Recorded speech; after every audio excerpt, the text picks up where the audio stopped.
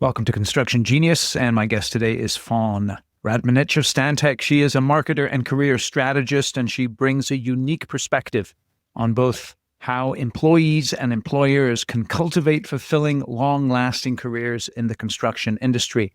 Key points that we're going to discuss today: the power of passion and alignment, building relationships for success, and the importance of curiosity and contribution. So whether you're an employer or an employee, today's episode will give you insight into how to develop successful careers for the long term that impact businesses in a tremendously positive way. Thank you for listening today. Enjoy my discussion with Fawn.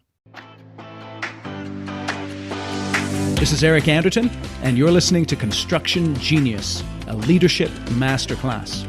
Thomas Edison said that genius is 1% inspiration and 99% perspiration.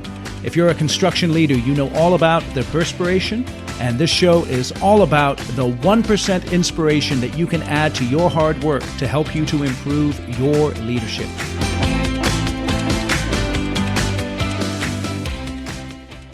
Fawn, welcome back to Construction Genius. Thanks for having me, Eric. I have you back on because I know you've done a lot of work over the years in helping people with their career development specifically. When I work with my spot for a marketer to hang out, actually. Yeah, it's interesting. Yeah. So I know you, on the one hand, you're an expert marketer, and I'll make sure the links are in the show notes to our conversation about that, because that was a killer conversation. But then this whole idea of career, when I'm working with my clients, folks who own companies, many times we talk about the concerns that they have with a particular employee. And I ask them this question: what are they doing to justify their paycheck and make themselves indispensable?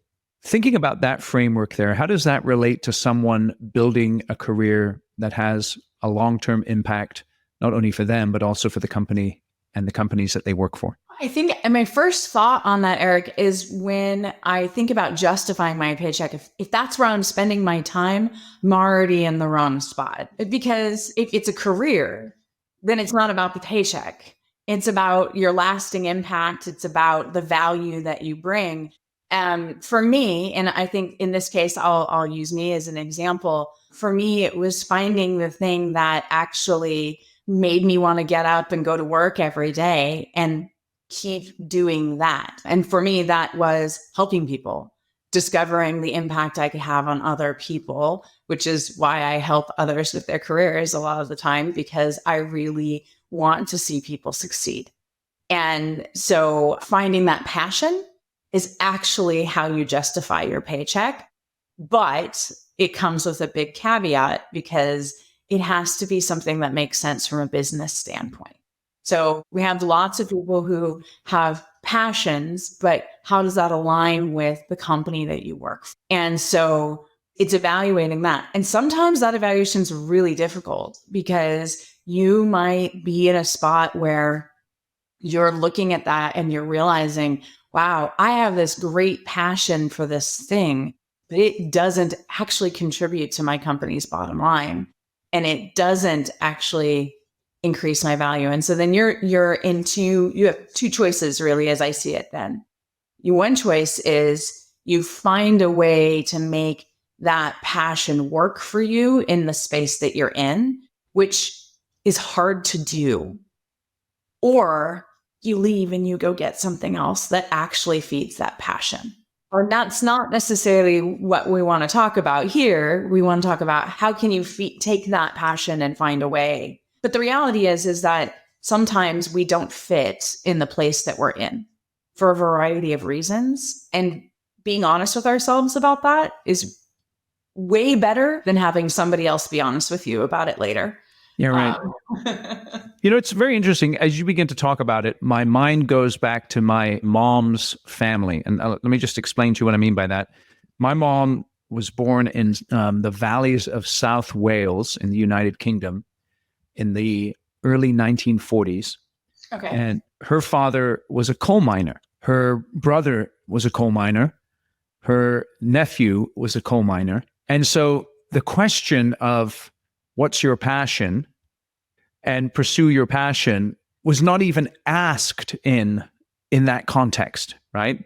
And so this idea of passion is one that's often put out there, but I think you're really harping on the or coming to the challenge with that, because another phrase that I often think about when I'm working with my clients is success is seen as you're solving problems and adding value. And I heard there, as you were talking about aligning passion with the company that you are working with, it has to have that business case to it, which to me is related to solving problems and adding value. Am I on the right track there? Absolutely. So I think about that with the passion piece, especially when I was growing up, it was you can be and do anything you want to be. Like, you can do whatever your dream is. And that's true. But we often have a concept of what that dream is or what we should be doing or whatever that is. And it doesn't necessarily align with a profitable position for ourselves. Right. And it doesn't necessarily align with what a company needs. But we can often, if we're strategic, when I like that word, right? If we're strategic with that passion, maybe what you really like to do is make 3D prints at home every day. Right. And you like to paint little figures and maybe you play Dungeons and Dragons. I don't know. I'm going very nerdy right now. But let's say those are the things that you like to do. How do those contribute to a construction career? That's it's a hard thing to see, right? But it might if you kind of take a step back and what is it about that passion that gets me up and gets me going? So I like to make things. Yeah. There you go. Things. Yeah. I like to drive something and a project from beginning to end. Or maybe it's on a marketing side, right? I like to tell a story. I like things that, so if you can find what the thread in that passion is and find a way to connect that to the work that you do, then it becomes much more enriching and much more valuable to you. Once you find value in what you do, you will find the path to finding value for your company. So what role do you think a company has in helping their employees to clarify and direct where their passion lies? Well, I think different companies take different roles, but if they're smart, right? Like if they have an employee that they see a kernel of value in even, right? That could grow into something. I think their role is key in helping them develop into that potential future employee, especially younger employees, but also actually other employees as well, because number one, finding new employees is expensive. Yeah. And it's difficult. Going out there with a job description that you're looking for that person that ticks every box, that is another fruitless search. Yeah. And you're much better off finding someone who has the behavioral opportunity to fulfill a role. You can often teach skills. Now, in truth, in our business, there are things that we need people to come to the table with, right? They need to have knowledge in how to build. They're going to be out in the field. They need to have knowledge in the office skill sets that we need. We're not going to necessarily train somebody from the ground up, but that's often the value of bringing in an intern, right? Yes. You're actually going to start somebody the first day, their first exposure, and hopefully build that long-term existence. One of the values that I had working at PCL, and one of the things that they did very well, was bring people in at an intern role. And then because they are an employee-owned firm at like a stock level, it becomes a place where you start to invest in your firm invests in you. And so they have a ridiculous number of people who have been there for 20, 25 years. And in fact, this year, a gentleman by the name of Wayne Melnick is going to be, this coming year, he's going to be retiring. And he's been there, I'm going to get this wrong, but I believe he's been there for 49 years. Wow. Let me ask you about, it's interesting. You're talking about internship programs, and those are tremendous vehicles, both for the people interning and the companies for filtering people out and helping them to find the passion. What advice do you have based on your experience for a construction company as they put together an internship program? I'm going to have to remember threads of what we were just talking about to come back to too, Eric. So, Yeah. Hey, we'll come back to that. Yeah. Okay. On the internship side, it really is, structure is really important. That's, I think, the first thing. I think a lot of people hire interns and they just kind of throw them into it. I think having real projects that interns can wrap their arms around and see their own growth and success, you really have them for a very short period of time. Right. And so how do you bring them in and give them something meaty that actually something that they can go, oh, this is how this works. And then I think the other thing is exposure to the business, the full business. Don't just bring them in and have them go out to the field and pick up stuff or sweep or follow somebody around, right? Like, give them exposure to the office, give them exposure to the different roles out in the field itself. I have a program that allows them to learn about what accounting does, what marketing does, what your virtual design group does. And then, what is it like to actually be a PM on the job? And what is your job there? And then what is it like to actually be a superintendent? Because those are two very different places. And finding that path for an intern can be difficult. They go in going, I want to be in construction. But they don't necessarily know, they don't go, oh, I don't want to run the field, right? Like, everybody wants to run the field, I think, coming in, unless they really know that they're more of that, office driven place. And then also helping them to understand early on their role in the life cycle of a project, right? That everybody is marketing from the day that they walk in. And then it is a relationship business. Yes, we're building things. But at the end of the day, it is your relationships through subcontractors. It is the relationships with the people you work with day in and day out. And it is the relationships with your clients that make you successful and make us successful. So the word that popped into my head there is this idea of fundamentals. And you're looking to communicate then through your internship program or expose people to the fundamentals of the business in terms of both the technical aspect and the execution aspect, as well as that relational piece, which isn't necessarily at the top of our mind as we're going into a career or going into an internship. It's often the piece that we're trying to fix later in the career, unfortunately.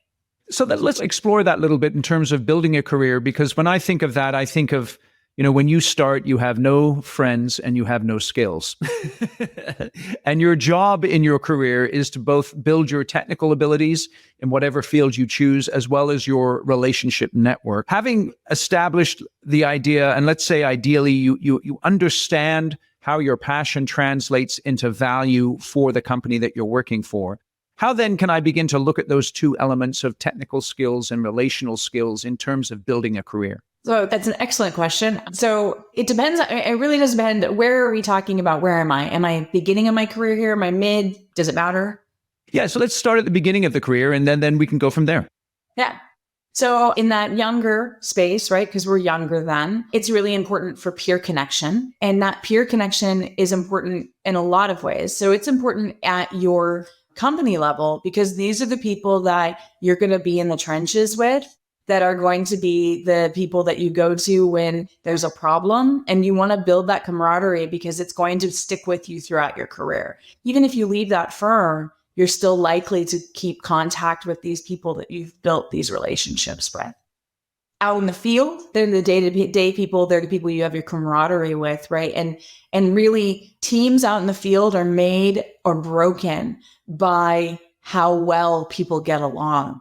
And so that often people look at it and they think that's the leader's job to come in and give that feeling from the top down, but it really grows from the bottom up and it meets somewhere in between. And so as an intern, your attitude that you bring every day as a young engineer who maybe has some skills and some relationships potentially, it is still that attitude that you bring every day to your job. And then how that impacts people out from there. A lot of people get very siloed in what they're doing, very focused, because they're learning and they're nervous and they're not sure if they're doing it right. And they don't look around them to see who else needs help, who else is struggling. And they aren't necessarily connecting on those same places. But if they do, if they look around and go, oh, this person over here could use some help, and they build that relationship, when they need help, that person's likely to come in and help them. And that helping, give and take is a huge part of your success as you grow. We often look up and look for leaders to hold our hands, and they do need to do some of that.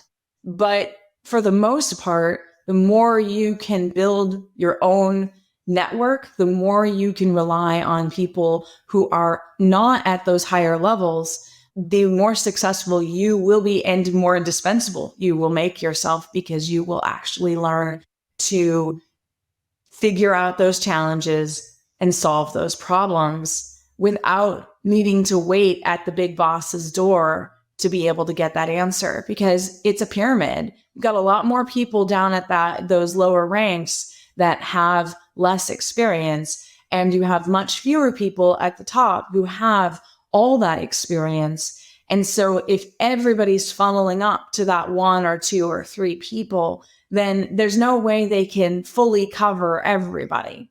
So the more of a self-starter you can be, the more that you can figure out where to get the information that you need, the more valuable you make yourself within your firm and their projects. It's interesting. So, for the listeners, that's what you should be looking for in these young people that you're bringing on. And I think one thing that you hit on there, Fawn, that's really important is some people just do their jobs and then leave it there, where instead of lifting up their heads and asking those 2 questions, who needs help and who is struggling? And I think that when you're hiring someone, that kind of mindset is what you should be looking for, particularly from a younger person who needs to grow as quickly and as comprehensively as possible. And curiosity, I think, is the other thing that you want to make sure you're always looking for in somebody, right? Like, How curious are they? How much do they ask questions? Sometimes that can be really annoying for a little while, but the fact that they're curious often will be a huge piece going forward, because they'll stay curious, and you need that. How does a company create an environment where people are both willing to mentor and willing to be mentored? Yeah, I think that's a challenge for many companies, because again, especially right now, construction's so busy and it's so hard to get good people. And then, they're busy on the job. So how do you take that time and how do you make it? And the only answer I can come up with is intentionality. Intentionally have to create that. And it does actually mean creating spaces outside of the job site where people talk and they meet and they have an opportunity to be their human selves, not their work selves. I think there's opportunity, and I think about this a little bit when you were asking about how to create an intern program. This is something that I think is valuable. I haven't seen it happen very frequently, but I think that a way to create a program that can give interns and even young employees, if you have like a young employee affinity group, access to some of those leaderships, is to create a panelized intern program. So, or not a mentorship program. That's what I meant. Yeah. A panelized mentorship program. When we think about mentorship programs, we think of one-to-ones, right? Yes. Matchy-matchy. It's like a dating profile. Who do you match best with? That's the person now that you're connected at the hip with forever. But really, I think being able to bring in that concept that your top leaders it's a much smaller number of people, bringing them in and putting them in panel discussions that give larger groups access to them and allow them to hear the different viewpoints and how this person could actually help me and how this person can help me. And then creating some mixer time that allows everyone to talk and actually have that more human exchange, not just the stars at the front of the show that I listen to and then I go home, but actually have personal access to. Then you get much more organic mentorship programs and opportunities than matchy-matchy. Inevitably, out on the job site, you're going to have mentorship happening, but it is often much more tactical. And it is also oftentimes just, what's the word I'm looking for? Transactional. Yeah. That's a good word. I need this thing done. I'm going to teach you how to do it. And that's all. How do you deal with people, or how do you work with people who may be threatened? This is the mindset often. I don't want to teach someone too much because they might replace me. I know that may sound childish or silly, but sometimes that does drive people's behavior. So as a business owner, how should I work with that so that I'm extracting, so to speak, the maximum value from some of my old heads who may be a little reluctant to share that with some of the younger folks? Yeah. It's interesting kind of taking a step back. One of the things as a marketer, you find, because I speak a lot, right? Yeah. And I get people all the time. I had a boss call me up once and be like, oh my God, did you tell those people all of our secrets about how to do interviews? Yeah, right. And I said, I really believe that I can give somebody all of the ingredients that I use and my recipe, and they're going to take it and they're going to do their own thing with it. And hey, if they're successful with it, fantastic. Yes. They're still not going to do what I can do with it. Yes. Now, you see, now let's talk about that, because I think that's really interesting when it comes to building a career. And the phrase that pops into my mind is secret sauce, right? And so one of the things that I think you have to identify, and I think this is even a little deeper than what you like to do or your passion, but what is your secret sauce? What is it that makes you unique? Now, what do you think about that concept, Fawn? I agree with you. And I think the passion is where it starts. Yes. You do have to dig deeper, and it takes time. I think it's uncommon for someone to walk in and know what that is right off the bat, right? Yes. Like, it's trial and error a bit. And sometimes it's the things you learn as you go. I know that for me, my curiosity has been a huge part of it, right? And my willingness to engage at every level. I started out a very young marketer in the room, Yep. working with predominantly men, much older than me. Why should I be giving them any level of advice, right? Yes. And curiosity was the way I navigated through that to start, right? Like, hi, I'm a dumb marketer. Help me understand how to do this thing. Oh, that's fascinating. Tell me about what you do. Explain this to me. And that built relationships, right? That curiosity, eventually I could use it to actually ask questions to make them rethink things. And so I didn't have to tell them what I thought. I could ask questions to get them to believe it was their own idea. Interesting. I think one thing that people can do as they're working with people developing their careers is notice that secret sauce that they have. Because again, I think you said it well. Sometimes we're not conscious about what the secret sauce is, and others may be more aware of it because they're observing it from the outside. So Yes. if your leadership in your company can take some time to really think thoroughly about what is it that sets some of your high potential people apart from others, and then actually share that with them, then that can help them to get clarity and double down perhaps in those areas and provide even more value to the organization. And that gets back to that question that you ask about what role does a company have in developing a person? And that really is that observational role, that helping them connect the dots of the value that they bring. That is an important part. And when they see something in someone, that they then invest in them. I know I had that benefit. I know lots of other people who have had that too. And when their firms have invested in that nugget of potential and those people then deliver on it, the value is immeasurable. What if you could stop micromanaging and start leading your people? What if there was a way for you to develop your leadership skills that was convenient, that was practical, that was straightforward, and that was specifically for construction companies? My course, The Shift, is that way. It is a self-paced online course with 5 modules that will transform your leadership, and you need to take this course. So go out to the link in the show notes, theshift.constructiongenius.com. Get all the details about the course.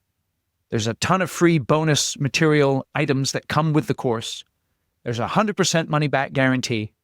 And all you have to do is sign up for it. And if you don't like the course for whatever reason, contact me and I'll give you your money back. Go out to that website that's in the show notes. Learn more about it. It's a course designed for technically skilled professional construction leaders who want to excel at not just building projects, but building and leading teams of people. Check it out. Let's get back to the interview. As someone who's building their career, what is your thought on the value of tours of duty? So for instance, I know one of my clients, they'll have project engineers work with superintendents. They'll have them work with project managers. They'll have them work even in the estimating department and do these tours of duty over time as they're developing people. Have you seen that before? And have you seen how that works? I have. I've seen it both intentionally and also organically happen. Yes. And I think generally that is one of the most successful ways to, one, discover where someone's true value sits within your group, but also to give each of your roles a greater depth to it. So, for example, I worked with two young up and coming folks to put together an award submission one year. And they had worked on a job together during COVID that we didn't have pre-construction folks available. Estimating was very busy and they weren't working out on a job site. So they came in and they started at that bottom, right? And they did the estimating, they did the pre-construction, and it was a young PM and a young superintendent working together. And what also happened was, because they were working so closely together, they also got a view into what the other one did and how the other one thought. And so they became much more well-rounded as a result. So as they moved forward into other projects, they both had this greater view of what it was like, because they had kind of worn each other's shoes a bit and worn other people's shoes. And that really translated to was the general superintendent, or he wasn't a general superintendent yet, but the superintendent thought a lot more about profit and how to protect it. And the PM thought a lot more about logistics and how things actually had to come together. And so they worked more as a team. And the best projects are the teams in which you have that. And I always kind of refer to it as a marriage, although oftentimes it's a non-sexual marriage, right? It's just, right, of course. It's just a business connection. But there are people who have worked together to build things time and time again. And they understand the rhythm of each other. They understand how to work with the other one.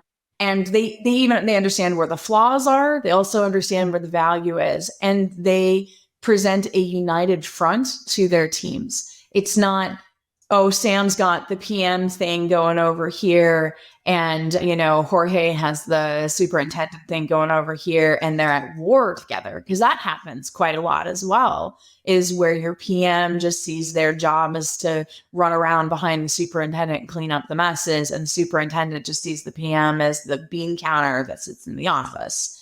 And instead, when you have that joint it's really cross-function, cross-training. It really makes for more successful teams, and more profitable jobs. It's interesting because that goes back to this idea of peer connection and having that mindset that I'm building long-term relationships right from the start of my career, both internally and externally. And one thing I don't want to do, if I can avoid it, is to burn bridges, because these are the folks that I'm going to be building work with for the next 20, 30, 40 years. It's a small industry. It is, isn't it? I mean, it's weird, right? Because construction is this $1 trillion worldwide industry, right? And hundreds of thousands of contractors. But at the end of the day, it's so tremendously local and so tremendously personal. Let me ask you this. When someone is in a career for a period of time, they may have some successes, but then they may come across some failures. How do you counsel people in their careers when they've experienced some failure? I think particularly, I remember my father one time, he was very successful in his career, but he made an error and actually got demoted. And it had a tremendous emotional impact on him because he took so much pride in the work that he did. How do you work with folks who are going through those downs in their careers? Because we always think it's supposed to be this semi-linear upward path, but dude, it's life. And, we have ups and downs. How do you help people in those situations in terms of their career? Well, I think the first thing is listening to them. They need to be heard, and it needs to be understood there is an emotional impact that comes with change and what is perceived as failure. Yes. And then I think it's helping them actually investigate, is it failure? Sometimes these things happen for good reason. We're going along a path. We think this is the path we want. And then something happens that stops us and we have to reevaluate. And we often will call that failure. But is it? Because now we're reevaluating. And sometimes when we reevaluate it, we actually find a better path. And we would have never done that if we didn't have that stopping point. And I think being able, and failure isn't necessarily bad. I think it's also how you view that word. A lot of the time, failure is bad. That's how we refer to it. Right. But human beings don't actually learn from other people's success or even their own successes most of the time. They learn from failure.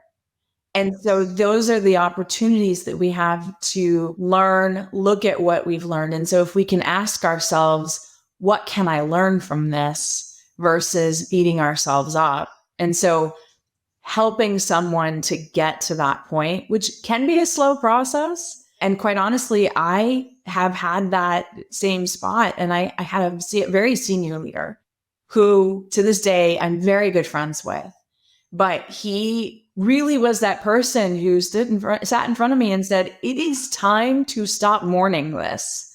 It is time for you to take a look at this and ask yourself, what kind of person am I? Am I a glass half full person? Am I a glass half empty person? How do I feel about that glass? And really had to think about that. And I had to put some things in place to change how I viewed my job, change, failure. And it really came down to, what is the positive aspect that can come out of this? How can I not be overly positive? I don't want to be, no Pollyannas here, right? Like we don't need to be saccharine about it. Yep. But, how can I see value out of this learning opportunity? And how can I move it forward? And how can I fix it, right? Like sometimes that happens. We fail things, but how do I fix it then?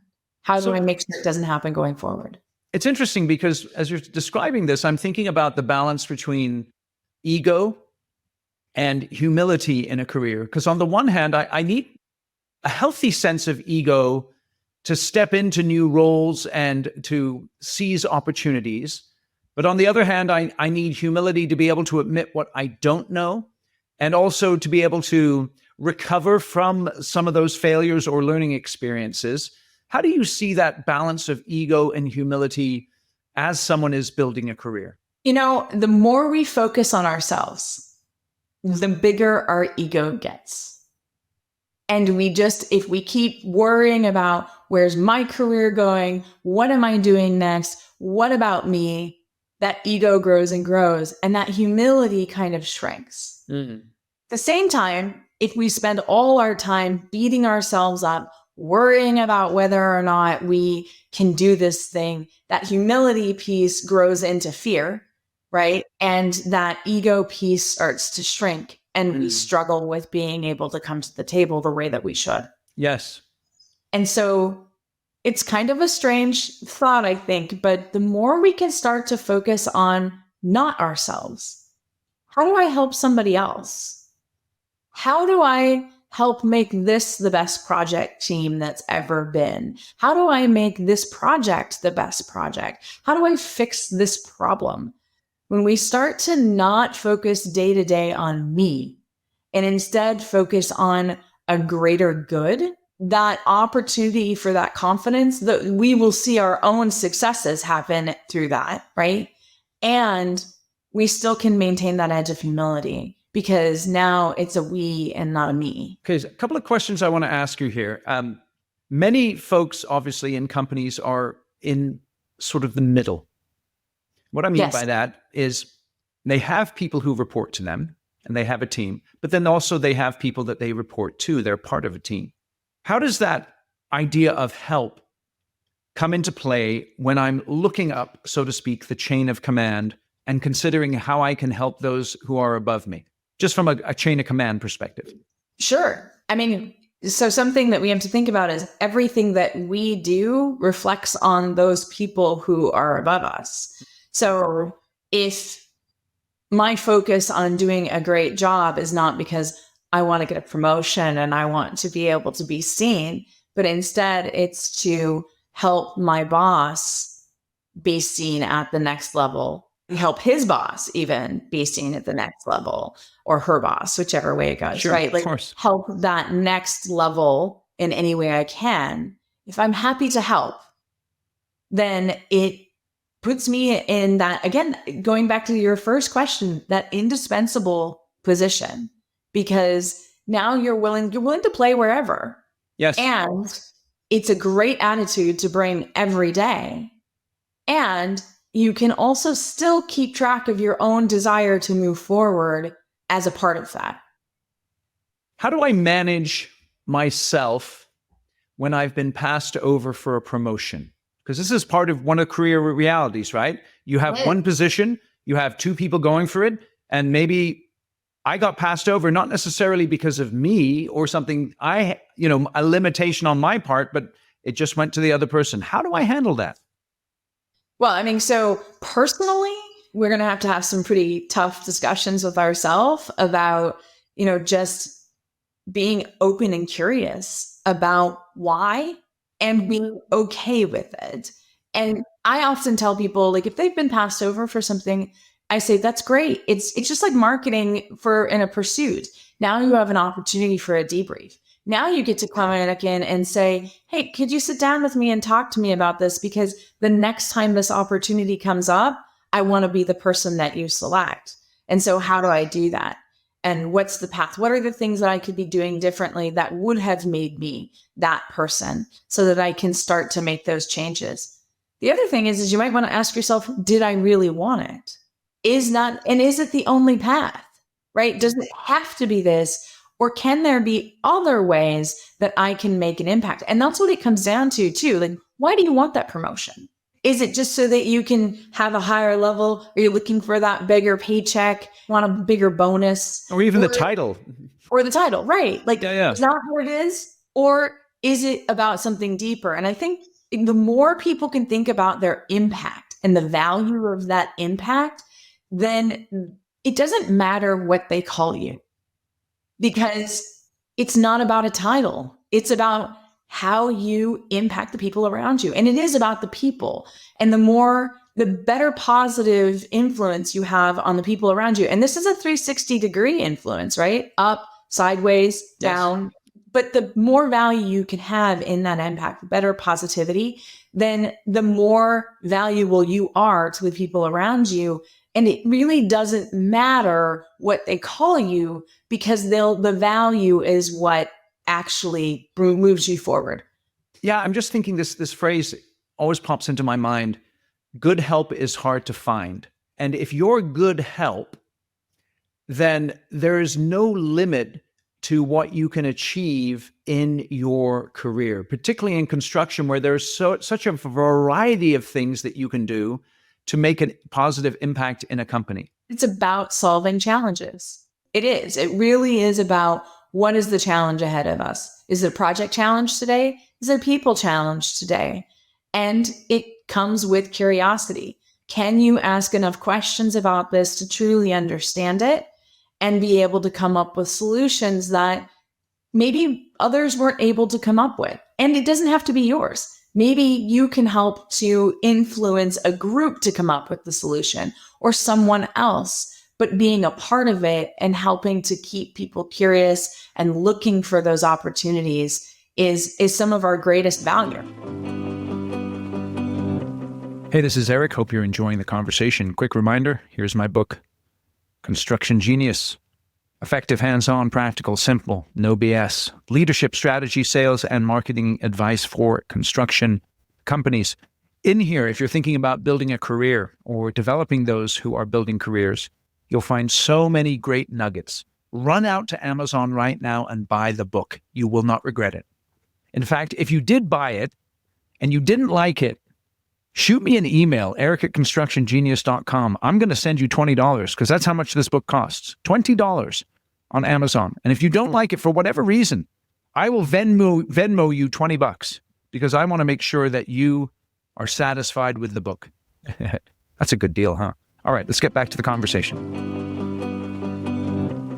It's interesting. I'm going to ask this both from an employee perspective, but also an employer perspective. When do I know it's time to move on? That's a hard one because it depends. Some of us. Well, let me give you an example. Great. Okay, so I remember when I made a radical shift in my career, I was selling copy machines, right? You guys remember what copy machines are, right? Yes. And that's what I did when I first got out of college. And I was working for this company and we were kicking butt. We were having a great time. And then I had the opportunity to get into the beginnings of what I'm doing now, leadership development and all that kind of stuff, right? And I remember when I announced to these guys that I was leaving, one of there were two partners, and one guy said, Eric, you're going to kick ass. You're going to be totally awesome at this. And then the other guy said, Eric, I'm not sure that it's really going to work out for you. You might want to stick at what you're doing.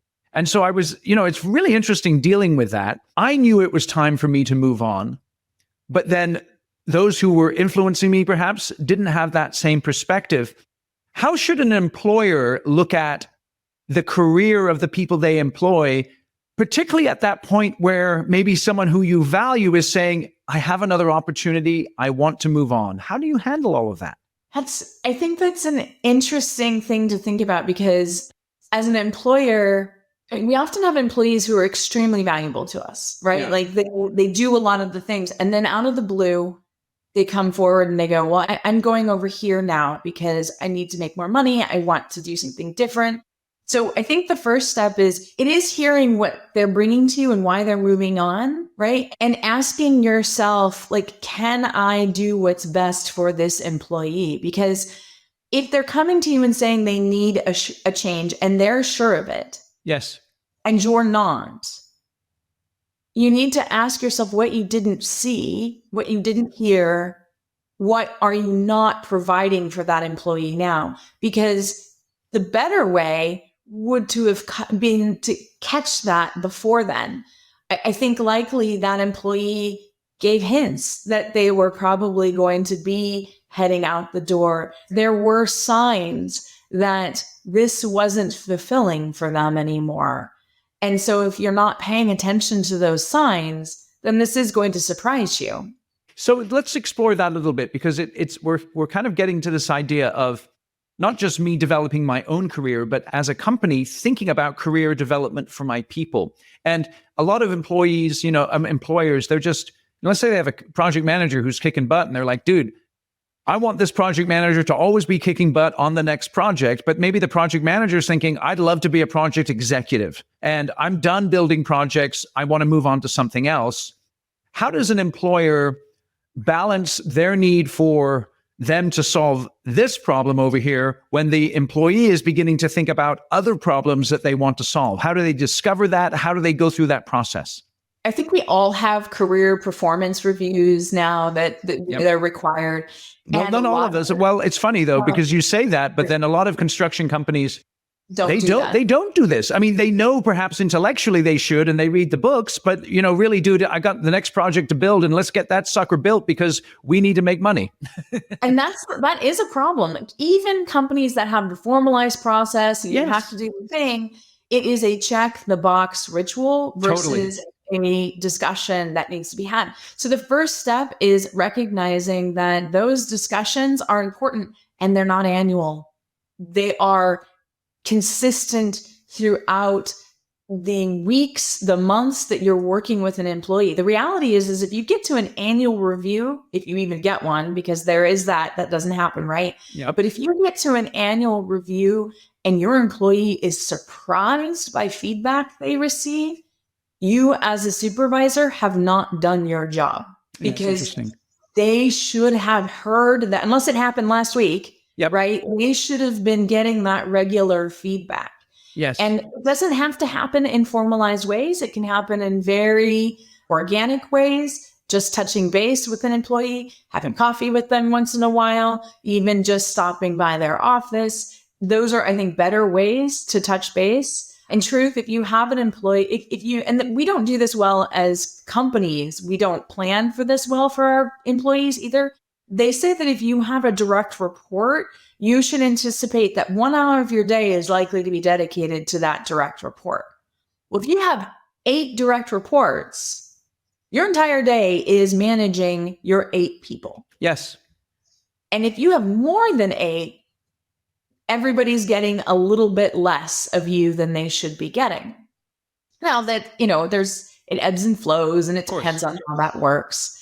But if you think about it that way, if you're supposed to be spending hypothetically an hour a day working on it may be working with an employee, maybe working on their case, whatever it is, right? Sure. But they should be getting regular feedback from you in that. You should be having regular meetings with them in some way. It's interesting for you to think about as an employer. How many times have you been blindsided by one of your talented people leaving the organization? And if it's happened more than once, I know it does, but then you've got to ask yourself, why do I keep getting blindsided? What am I missing? What conversations am I not having? What signals have I missed because I'm not spending time with that person and really thinking through with them and talking with them about what they want to achieve in their career? And as a larger employer, right, if that's happening and you're seeing it consistent with certain employees that supervise employees, you might want to be thinking about they may be needing to change who is managing the people. Yeah, that's interesting. So what are some of the main ways that someone unwittingly sabotages their careers so that when that promotion opportunity comes up, they are the first to get passed over as opposed to getting that opportunity? It's a good question. I think a lot of the time it actually starts with that ego and humility piece that we talked about, right? Yeah. So if you are too confident in your skill set and you just know you're the person and it's going to be you, no doubt about it, but you're not really leaning into that. You're not curious about it, and you're not necessarily helping the people around you. Most of the time, you're not actually doing all the things that a firm needs you to do. And so you often can get passed over because you are too siloed, because you're too confident, because you're too egotistical, because you're probably not building relationships with people. Because if that's your view, then people aren't coming to you and wanting to be a part of things. And let's face it, especially in construction teams, your better mentors are the ones that you see move faster, because they can build and sustain a team. And that is what builds projects. A person does not build a project. I'm thinking about this idea of getting passed over. I'm thinking about this idea of developing a career long term. And when someone is in a position where they're at a pivot point in their career, where they could perhaps move to a different company or stick with the one that they're at right now, what kinds of questions should they be asking themselves as they're thinking through that opportunity? Well, I think the one I would start with is, am I fulfilled? And what does fulfillment mean for me? I think another question to ask is, am I motivated? And what does motivation mean for me? Because here's the other thing, I think this is something employees do a lot of the time, is they job hop, they jump to another company, better title, better pay. But here's the thing, wherever you go, there you are. And you bring all the problems that you had before with you. It does not matter that you went to a new employer, because you are still you. And you are still going to approach things the same way. So the question, I think the big question, that idea of fulfillment and how am I motivated, I think what I'm trying to say you get to with that is, if I make this change, is it really going to change anything? What am I trying to change? It's interesting, isn't it? How do you help someone when they get promoted? Let's say they get into a new role then, and there's an area of incompetence that they have. There's that little model where we have unconscious incompetence. Mm-hmm. We have conscious competence, and it goes from there to unconscious competence, all that kind of stuff. I get promoted, let's say, first 30, 60, 90 days. What do I need to focus on in order to become competent in areas where perhaps I'm not, so that I can become confident and really fill in and step into that new role? I think the first 30 days, you have to figure out what those areas of competency are. Understanding that, which means that you're in a listening mode. If you're taking a role that you hit the ground running and you're not getting any time to actually understand what you need to be doing, you're going to need to, and those that exists, right? Like for, especially in construction, we're not giving you 30 days to just sit around and figure your stuff out. That's right. So how do you build that time in when you have to be actively rolling forward? Yes. I think one of the things to do, and I really, it's interesting, the further you get up in a company, perhaps the more disconnected you can get from actually where the company makes money, which is putting in work, in the field. And one of the things that you can do when you get into a new position, particularly if perhaps you're running projects that you're not familiar with, or you're in a technical area that you have no experience with, is do whatever you can in that first 30 days to get boots on the ground in the places where you're building the project, so you can begin to figure out some of those nuts and bolts that are essential to coming to a level of competence. Yes. And the higher up you go, the more listening you have to do, right? The further down you are, the more you have to figure out, how do I learn to do these things, right? And I think with leaders, to your point, like they often have lost some touch, or especially if there's a geographic change or a subject area change, right? Really getting in there and getting to one, know the work, and two, know the people that are doing the work are the two most important things that you can be doing. And sometimes it's hard and you don't always have this opportunity, but if you can, if a company is really saying, we need you to accomplish this thing, and whatever it is something that can wait even a little bit, I would push for that time to actually say, I need to do this because I'm going to do this so much better if I actually understand what I'm getting into. We don't always have that luxury. So if we don't, then it means recognizing that first 30, 60, 90 days, you're going to be putting a lot more in during that time than you would put in 6 months down the road, a year down the road, because you won't have had to have that ramp up.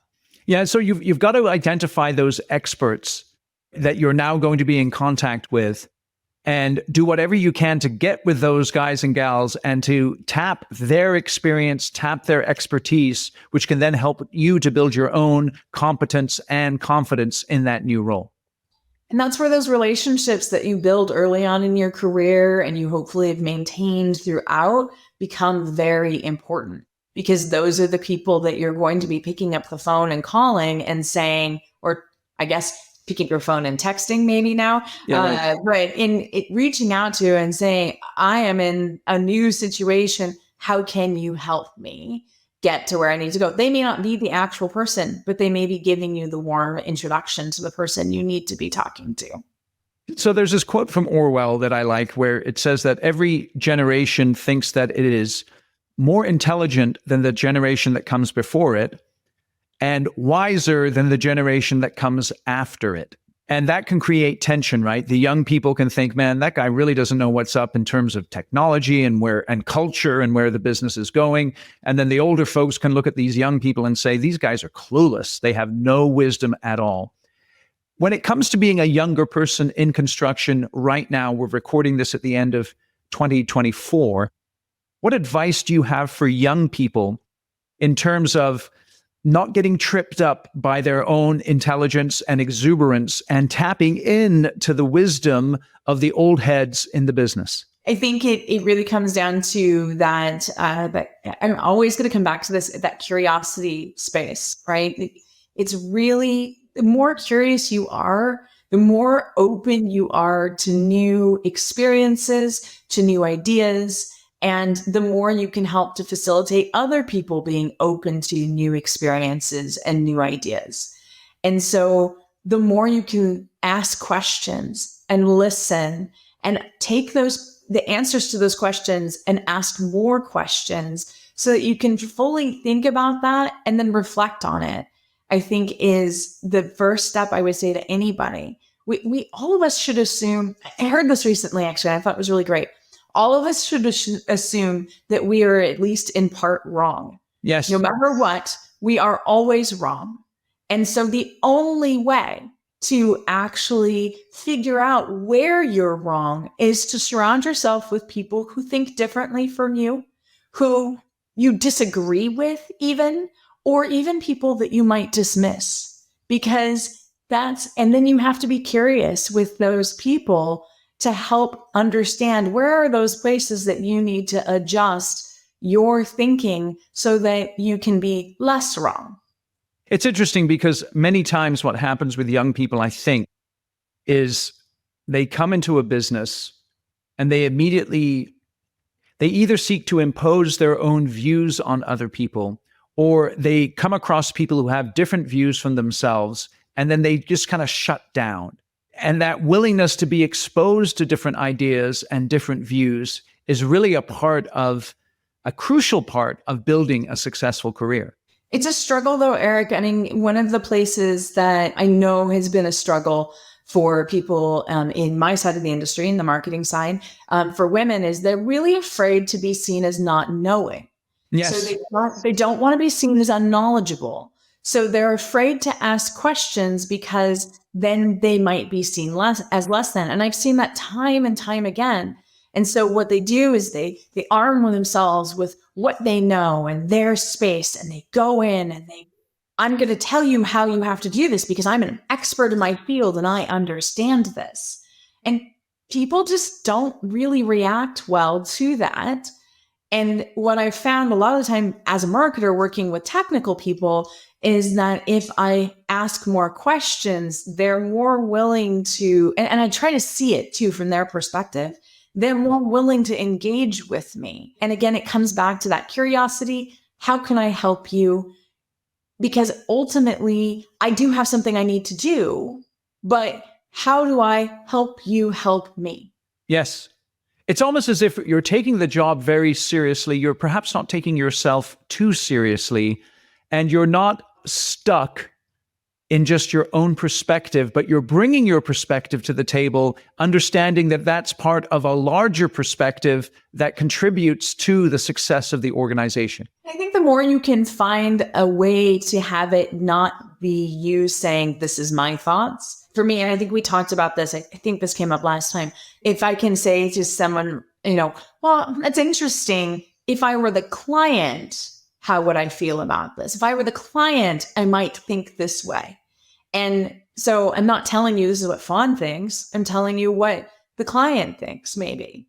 So it's the same kind of concept if you can kind of deflect it from being my opinion. And it doesn't mean that they don't have value to bring, because the other side of it, and you said this, is that you have leaders who look down at the young folks coming in and go, gosh, they're never going to be able to do this job. But in all honesty, when you're talking about like mentorship, you should, if you are a mentor, young people, you should have a mentor who is a young person. That's interesting. Tell me more about that. That's an interesting thought. Well, because mentorship comes in lots of ways. Yes. You may be mentoring in years of experience in the industry, skills that you've acquired, even just how to show up every day at work.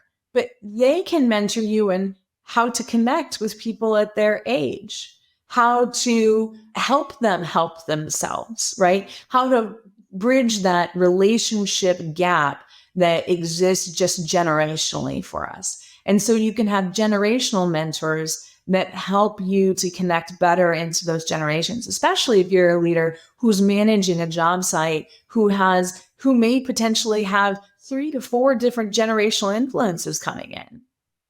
Very interesting. I know we could talk about this for much longer. I actually have a lunch that I've got to get to with a client of mine.